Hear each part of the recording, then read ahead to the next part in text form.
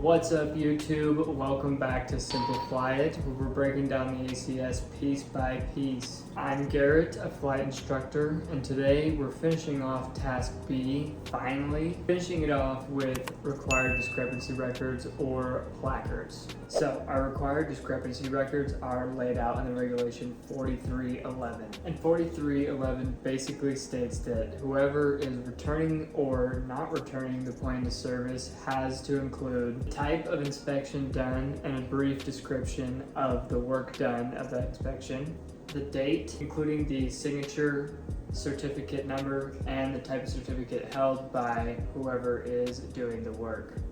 All that has to be included in the maintenance logbook. 4311 also lays out the verbiage that you have to use if you are returning or not returning the aircraft. And they basically say in the maintenance logbook you have to say a statement like this.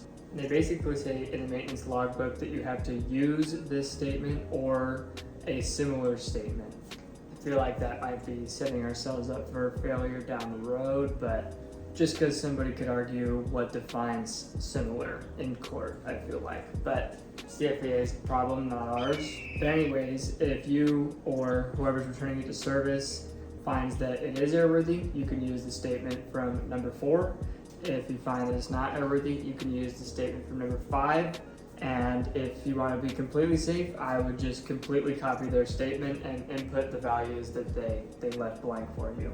As for the placards, again, we kind of covered this in a couple of videos ago when we talked about inoperative equipment.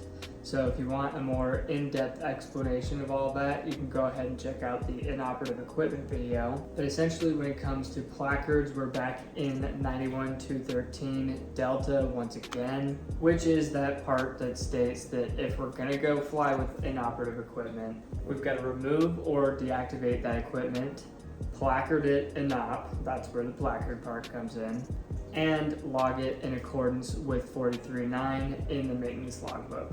And in this case, all the placard really is a sticker. It's literally just a small little sticker that says inop. You put that over the piece of equipment that is broken so that people don't accidentally use it. But there are other examples of placards too, such as your fuel cap where it says 100 low lead only, or whatever type of fuel is set on your fuel cap, that's a placard. Your fuel selector, if you're in a single engine plane where it's got left, right, both those letters are placards. If those are scratched out or illegible, the plane is technically unairworthy. You're literally allowed to use stickers as placards, so there's no excuse for you to not have a completely placarded plane. If your flight school's got fuel selectors or a bunch of switches with stuff scratched out to the point where you can't even see it, and in flight you're having to decipher what that switch is, that is not an airworthy plane. But anyways guys, if you found this video helpful, please like and subscribe or comment down below. Show YouTube that this deserves to be shown to more student pilots, but it also helps fuel me. As for who's training the furthest away, someone commented down below a few videos ago that they're training out of Japan. So they've pretty much blown all of us in the States out of the water. But if anybody else can beat that, you gotta speak up, because right now the record is Japan. And finally, again guys, we're done with task B, so we can move on to task C, which is weather.